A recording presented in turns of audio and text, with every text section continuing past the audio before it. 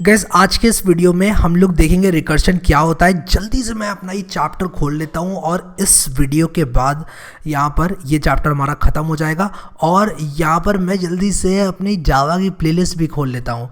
और जावा की प्लेलिस्ट के अंदर हो चुके हैं 33 वीडियोस और ये है 34वां वीडियो। तो यहाँ पर 34वें वीडियो को हम लोग देख रहे हैं और इसमें हम लोग बात करेंगे रिकर्शन की कि यार ये रिकर्शन होता क्या है। अच्छा, क्या आप लोग मुझे एक सवाल का जवाब दो, क्या आप लोग अपने आप से बात करते हो? मैं तो करता हूँ यार, मैं तो अपने आप से करता हूँ कभी कभी बात। कब करता हूँ अपने आप से बात? जैसे मान लो कभी मैं जा रहा हूँ, किसी ने कुछ कह दिया या फिर कुछ ऐसा हो गया कि जिसमें मुझे अपने आप को ठंडा करना पड़ रहा है। मैं कहता हूँ नहीं भाई हैरी ठंडे रहो, कोई बात नहीं, चलता है, हो जाता है ये सब, ठंडे रहो। या फिर और भी बहुत सारी सिचुएशंस होती हैं, आप अपने आप से बात करते हो कि ये करूँ या ना करूँ, करूँ या ना करूँ, कर ना। इस तरह से आप दिमाग में अगर कोई चीज़ सोचते हो तो आप अपने आप से बात करते हो। अगर आपको एक फंक्शन मान लिया जाए कि आप एक फंक्शन हो, तो आप एक तरह से अपने आप को कॉल कर रहे हो, आप अपने आप को ही कॉल कर दे रहे हो, आप अपने आप से ही बातें करे जा रहे हो। रिकर्शन में भी वही होता है। रिकर्शन में क्या होता है कि एक फंक्शन अपने आप को कॉल करता है, ठीक है। तो यहाँ पर देखो ये मुझसे कह रहा है अपडेट वगैरह कर लो। यार इतने अपडेट भी मैं नहीं करना चाहता, हालांकि अपडेट हमेशा अच्छा होता है, कर लिया करो, कोई अपडेट आता है किसी भी सॉफ्टवेयर का। और यहाँ पर CWH34 रिकर्शन करके एक जल्दी से जावा की क्लास बनाकर उसमें मेन मेथड ऐड करके जूम कर लेता हूँ, ठीक है। इसको मैंने कुछ इस तरह से किया और यहाँ पर मैं क्या करूँगा, जल्दी से एक स्टैटिक मेथड ऐड करूँगा और स्टैटिक मेथड का नाम मैं रखूँगा क्या, फैक्टोरियल, ठीक है।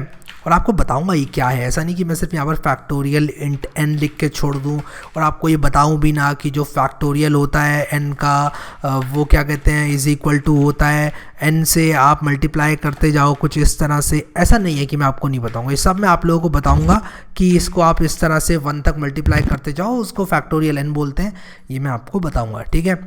सो फैक्टोरियल n क्या होता है, फैक्टोरियल 5 क्या होगा? अगर मैं कहूँ फैक्टोरियल 5 क्या है तो मैं कहूँगा 5 को गुणा मार लो 4 से, 4 को 3 से, 3 को 2 से, 2 को 1 से, इस तरह से गुणा मारते जाओ, ठीक है। और फाइनली क्या होगा, जो रिजल्ट आएगा उसको क्या बोलेंगे, उसको बोलेंगे फैक्टोरियल। क्या बोलेंगे? फैक्टोरियल। उसको हम फैक्टोरियल बोलेंगे जो भी रिजल्ट आएगा, ठीक है। क्या आएगा, 5 मल्टीप्लाई बाय 4 होता है 20, 60, 120। तो फैक्टोरियल 5 की वैल्यू 120 होती है। अगर आपको कोई फैक्टोरियल 4 पूछता तो मैं इतना लेता, 4, 3, 2, 1। अगर कोई मुझे बोलता फैक्टोरियल ऑफ 2 तो मैं 2 से लेके 1 तक जाता और उसकी वैल्यू 2 होती। ये डेफिनेशन होती है फैक्टोरियल की, ठीक है। और यहाँ पर ये रिटर्न क्या करेगा, ये एक इंटीजर रिटर्न करेगा, क्योंकि जो भी वैल्यू आएगी फैक्टोरियल की वो रिटर्न करेगा। अब इस मेथड को बनाने के 2 तरीके हैं।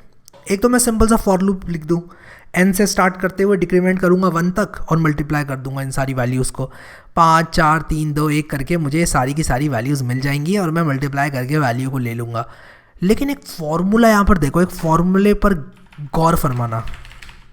Factorial n is equal to किसके होता है? अच्छा ये क्या लिखा हुआ है, n मल्टीप्लाई बाय, ये जो पूरा लिखा हुआ है, मैं फर्स्ट वाली लाइन को दोबारा लिख रहा हूँ बेसिकली, ये वाली लाइन को। अगर मैं n-1 टू n को फैक्टोरियल n-1 लिख दूँ तो कैसा रहे? समझ रहे हो आप यहाँ पे क्या कह रहा हूँ मैं कह रहा हूँ factorial n is equal to n into factorial n-1। ये एक मैथमेटिकल फॉर्मूला है और इसका प्रूफ क्या है, दिख रहा है सीधा सीधा कि फैक्टोरियल n की वैल्यू ये होती है। मैंने फैक्टोरियल n को ऐसे ही उतार दिया यहाँ पर और उसके बाद मैंने n को ऐसे ही उतार दिया यहाँ पर, मल्टीप्लाई को ऐसे ही उतार दिया यहाँ पर, फिर n-1 से लेकर 1 तक जो उल्टी मल्टीप्लिकेशन है उसको मैंने फैक्टोरियल n-1 लिख दिया, क्योंकि ये n-1 से 1 तक जा रही है।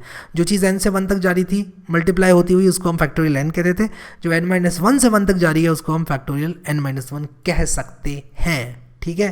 तो इस तरह से हम लोग फैक्टोरियल n-1 की ये जो वैल्यू है इसको निकाल सकते हैं, ठीक है। फैक्टोरियल n-1 की वैल्यू यहाँ पर मैंने फिट कर दी फैक्टोरियल n के फार्मूले में। इस फार्मूले में फिट करने के बाद हम लोग क्या करेंगे कि रिकर्शन देखेंगे, रिकर्शन कैसे हम लोग बना सकते हैं। तो देखो, a function in Java can call itself, अपने आप को कॉल कर सकता है। Such calling of function by itself is called recursion, इसको रिकर्शन कहते हैं। एग्जाम्पल एक बहुत अच्छा, फैक्टोरियल ऑफ अ नंबर। अब एक चीज़ याद रखना यहाँ पर, n की वैल्यू 1 या 1 से ग्रेटर होनी चाहिए तब ये फॉर्मूला लागू होता है, वरना लागू नहीं होगा। 1 के लिए भी यहाँ पर फैक्टोरियल 0 की वैल्यू 1 डिफाइंड होती है, याद रखना आप लोग। फैक्टोरियल 0 इज इक्वल टू 1 होता है। क्यों होता है इस पर कभी और चर्चा कर लेंगे, लेकिन अभी के लिए समझ लो फैक्टोरियल 0 1 होता है, ठीक है। और जब भी यहाँ पर आप फैक्टोरियल 1 कैलकुलेट करोगे तो 1 इंटू फैक्टोरियल 0 और उसकी वैल्यू यहाँ से लेके हम 1 कर लेंगे। तो बेसिकली मैं यहाँ पर क्या कह सकता हूँ, मैं कह सकता हूँ कि इफ़ n इक्वल्स टू 0 और n इक्वल्स टू 1 तो मैं क्या रिटर्न कर सकता हूँ। तो अगर मैं रिटर्न 1 लिख दूँ तो ये सच होगा या नहीं होगा? यस, ये सच होगा, क्योंकि फैक्टोरियल 0 भी 1 होता है और फैक्टोरियल 1 भी 1 होता है। वरना मैं क्या रिटर्न करूँगा? वरना मैं रिटर्न करूँगा n multiply by factorial n minus 1। अब आप कहोगे इसने इसको ही कॉल कर लिया। हाँ भाई, इसने अपने आप को कॉल कर लिया। तो इसने क्या किया? मल्टीप्लाई किया n को किससे? फैक्टोरियल n माइनस 1 से। तो n into factorial n minus 1। तो मैंने ये वाला फॉर्मूला लगाया जो कि ऊपर यहाँ पर लिखा हुआ है, मैंने ये फॉर्मूला सीधा सीधा लिख दिया यहाँ पर। तो ये किस तरह काम करेगा? ये देखेगा कि जब तक 0 और 1 नहीं हो जाता तब तक इस फॉर्मूले को ये चौड़ा करता रहेगा, यानी कि n into factorial n minus 1, 5 लगा दिए तो 5 इंटू फैक्टोरियल 4, फैक्टोरियल 4 का हो जाएगा 4 इंटू फैक्टोरियल 3, फैक्टोरियल 3 का हो जाएगा 3 इंटू फैक्टोरियल 2, फैक्टोरियल 2 का हो जाएगा 2 इंटू फैक्टोरियल 1, तो 1 ही होता है, तो वो वैल्यू मुझे दे देगा।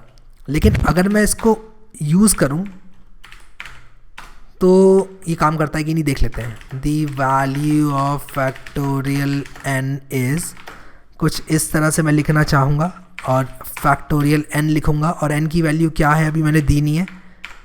Int n is equal to, मान लो 4 में लिखता हूँ तो 24 मुझे मिलना चाहिए। फैक्टोरियल 4 की वैल्यू मुझे रटी हुई है, 24 है। राइट क्लिक करके रन करना होगा यार।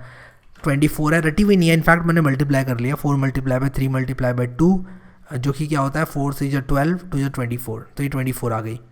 अगर मैं n की वैल्यू 5 कर दूं, इनफैक्ट मैं इसको x भी बोल सकता हूँ। इस n का इस फंक्शन के वेरिएबल n से कोई लेना देना नहीं है। ये तो मैंने आपको बताया था पहले वीडियो में ही कि आप लोग बड़े आराम से इस चीज़ को n को कहीं भी यूज़ कर सकते हो। इस फंक्शन का n जो है और यहाँ पर जो n आपको देखने को मिल रहा है उसका एक दूसरे से कोई मतलब नहीं है। ये अपने आप में अपना एक फंक्शन है, इसके अपने वेरिएबल्स हैं, इसके अपने वेरिएबल्स हैं। जब आप यहाँ पर फैक्टोरियल x करते हो तो क्या होता है, x की वैल्यू जो है वो पास हो जाती है कहाँ पर, कॉपी हो जाती है n में, और उसके बाद ये ऑपरेट करता है उस वैल्यू के साथ। ठीक है, ये आपस में फिर ऑपरेट करके रिजल्ट को रिटर्न कर देगा।